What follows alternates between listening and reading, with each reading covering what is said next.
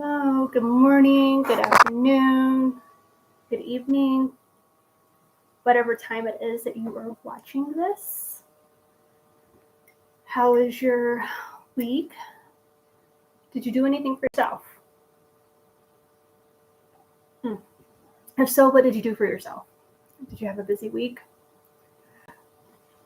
We did, because holiday markets are starting to come around, so we went to holiday market on Saturday. So I'd like to see the different crafts that people do and express themselves, and what they do is it's amazing. It's to see the creativity and everything. It takes a lot of work, and so I enjoy seeing that. And so, yes, and of course Bentley went with us. So, all right. So, the sacred science for preventing and working through burnout. So, since I was a kid, I'm an 80s kid, I've always believed we needed to save the Amazon rainforest.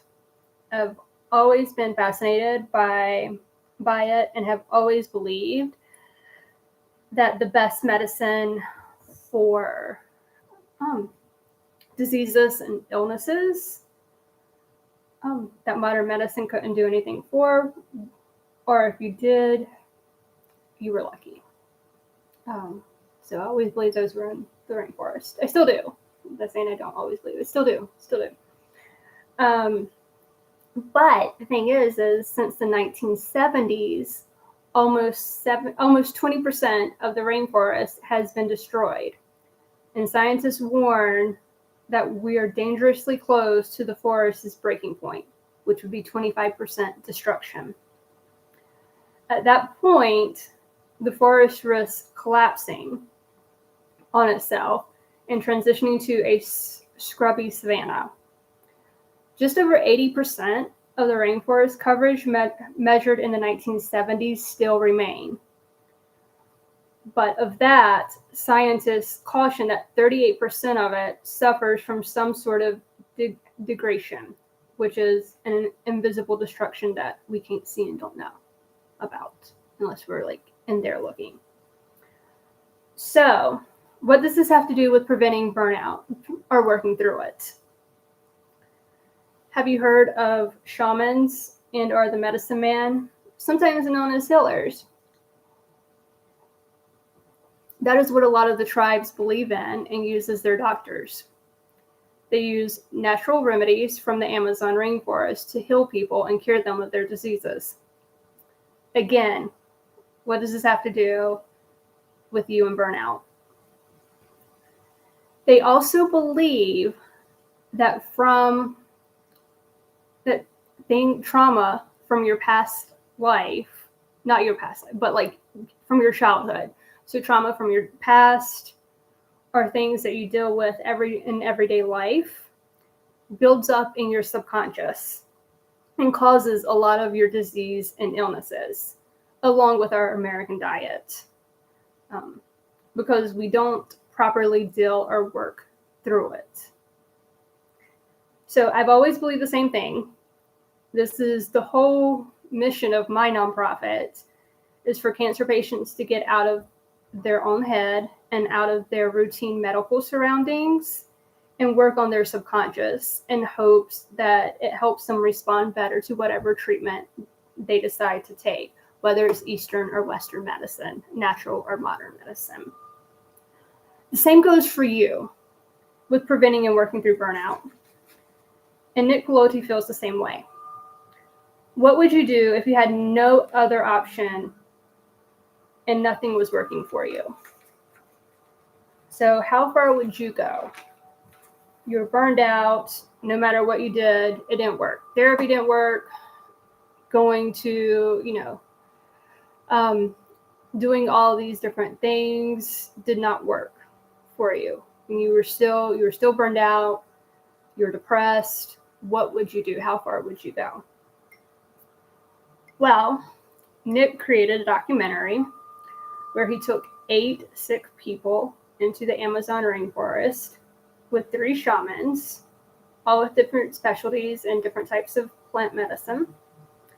and 5 came back cured, 2 came back disappointed, and 1 didn't make it back at all. But despite the outcome, all of the stories were amazing. One of the people he took in had issues with alcoholism and depression, which sometimes burnout could cause. Burnout, you separate from everything, feelings, emotions, and everything. So even though you may not have any kind of disease or illness, you still have the symptoms of some of these diseases and illnesses that they cause, or it could lead to these diseases and illnesses with what you're dealing with if you don't do something about it. I will say it with these people who went, it helped all of them in some way. So even the ones that came back disappointed, they still got something out of it. Even the one who didn't make it back at all got something out of it. So the documentary you can watch for free online at his website. The website is in the description. I highly recommend that. Years after the documentary, he also wrote a book, The Sacred Science, An Ancient Healing Path for the Modern World. I definitely recommend both. The documentary, you can watch the documentary. The book, Nick wrote it. He was the director of the documentary, so you learn more about his experience with this documentary, what led him to this, how everything fell into place for him to do this documentary. And you also learn more information about the person who did not make it. It's very interesting. So you learn more about the conversation and with his family, with the family member, to let him know that they didn't make it. And it's interesting. It's really good. It's really interesting. I definitely recommend both the book and the documentary. I read the book first, then watched the documentary. I am one of these people who I have to read the book before I watch the movie. Granted, when I've gotten older, I can kind of tell myself that the book provides more information, more of a backstory. And then because I've done technical theater and I understand how all of the behind the scenes stuff works to some degrees and how they quote unquote Hollywoodize it, movies and everything. I think so I've gotten better if I've seen the movie than I can read the book. But for the most part, definitely. So whatever's easiest for you, documentary than book or book than documentary, it doesn't matter. They just go hand in hand, other than remember that the book was written years later after the documentary was made. So you get also like today and then. So you get a modern, both perspectives. It's really good as well. He also did a cookbook. So it gives you Forgotten Hill and recipes. This is the first one that he did years ago. He's got an updated one that he did with his wife. His wife was actually part of the film crew for the documentary as well, Michelle. So they've done a cookbook together, more updated one. It's on my list to get. I haven't gotten it yet. But, there are some stories in here about the recipes, but also too, these recipes, if you have chosen to do the vegan diet, even the recipes that are not vegan, they tell you the substitutions that you can use if you're on a vegan diet. So yes, both the book and the cookbook you can get on Amazon. Yeah. We're talking about Amazon Rainforest, Amazon Prime. Anyway, you can get both of them on Amazon. They are both available there. The documentary you can watch online for free on the website. He also does some other videos as well. Some of the herbalists that I had mentioned in the herbal videos, that is where I got their information and everything through him, and learned about them through the Sacred Science through Nick. So yes, I definitely recommend that. There's other videos on there too. So I will say, if all of this is a little too new agey for you or not scientific for you, I know how some of you doctors are, or people in the medical field are. You want scientific proof to back these things up, or scientific studies. I would at least encourage you to look at it from the angle of, this is what another culture believes, and you're learning something about another cultural beliefs, and what they practice and how they practice. You may not agree with it, and you may think it's voodoo-ish, and that's okay. But you're learning something new and different about another cultural. And sometimes too, it could help you with some of the patients that you have, and understanding where they're coming from. I know there are some that practices medicine that is going more into the natural aspect of it with animals. We are with some of it. Bentley does acupuncture, and we do have him on a herbal medication because, too, again, I asked, what measures would you take, to help if all options aren't available? We're doing, he has kidney disease, so we're doing everything we can to slow that progression down where he will outlive it. Is it possible? I believe it is, but that you got to have that little bit of faith. But but also too, we're also very careful with, we're not doing something that could harm him either. Or anything that could harm him with it. So again, like I said, it's something to look at, be open to. And who knows, there may be something in there that could help you.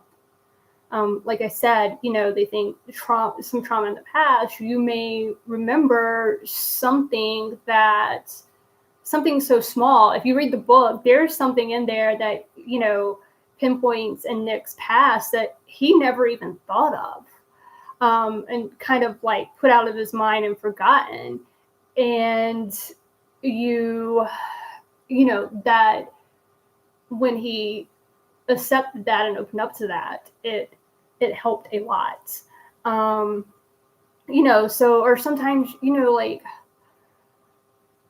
some things happen and you say a white fib or a white lie, and then you say it enough, you start believing yourself, and you forget, no, this is what really happened. Because depending on the situation, because sometimes, white lies are done to make other people feel better.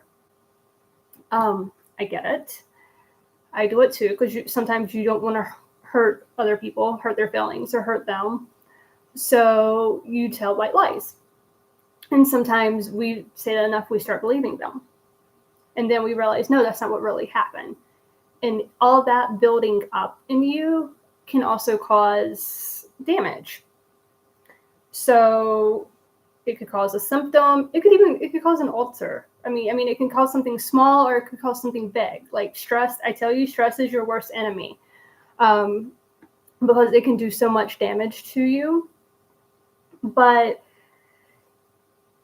things that you deal with at work is a lot. You deal with a lot of trauma, you deal with a lot of stress. And then when you add your life on top of that, depending on what's going on in your life, if your life is going to shit in a handbag, falling apart, and you add that on top of what you do, that's a lot. Like, you need a release. You need to release all that negative energy. You need to release all of that stress. Stress is negative energy. Okay? So you need to release all of that. You need to find an outlet for that. And like I said, if you don't believe in shaman, you don't have to believe in shamans. You don't have to believe in a medicine man. You don't have to believe in a healer or anything like that. When in reality, if you think about it, in veterinary medicine, you are a healer, you are a shaman, you are a medicine man. Because what you know, the knowledge you have, not everybody has that knowledge. Like, you are special for being able to have what it takes to get into veterinary medicine, to be a veterinarian, to go to vet med. Remember, it's harder to get into veterinary school than it is to medical school. You're one of the lucky ones to be able to have done that. So yes, in a way, you are your own shaman. You are your own medicine man. You are your own healer because you can heal animals. You can help animals. You have that knowledge that not everybody has. Keep that in mind, all right? But also, too, even if you don't believe in the voodoo stuff, be open-minded that what you're dealing with, you need to find an outlet for it. Whether, this may be something you want to do. This may be a path for you. Who knows? But if not, it may give you another path that will help you that you need to take. Because that's what's most important. Okay? So,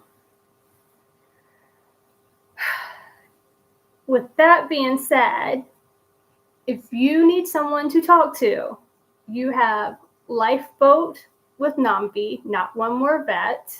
Just because vet is in the name doesn't mean it's just for veterinarians. It's also for technicians and support staff as well, and students. Remember, the first time you reach out, it's a 72-hour turnaround time, and it's a peer-to-peer. And then after that, once you get into your group, it's a 24-hour turnaround time. So keep that in mind, because if you need someone to talk to immediately, you can text or call 988. Okay, have 988, or you can text home to 741-741. All right. So please, please, please keep those somewhere. If you need them, save them in your phone. I don't care how you save them in your phone. Somebody happens to go through your phone. They don't know what it is, but you would know what it was if you needed it.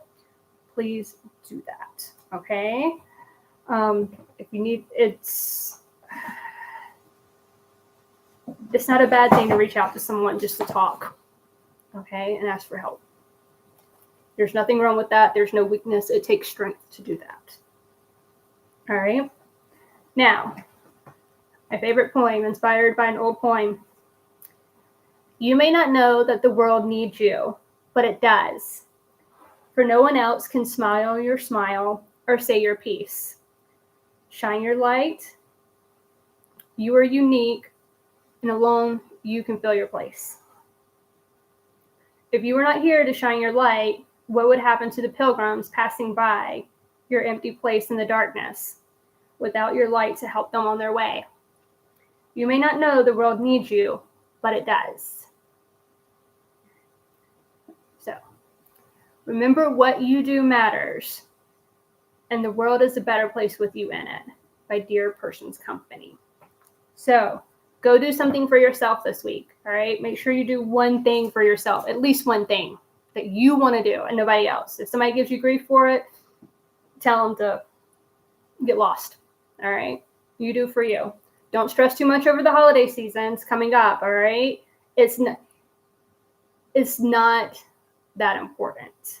And I mean that in a sense of, if you don't get something done, it's okay. The world's not going to fall apart. If somebody's going to pitch a tantrum over it, tell them, ignore them. All right? Do not stress over the holiday seasons. If you get it done, you get it done. If you don't, you don't.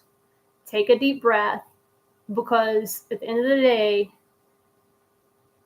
you are important and what you need is important. All right? Bentley agrees, right? No stressing over holiday season. Yeah. See, Bentley says no stressing over holiday season. All right. Take care of yourself.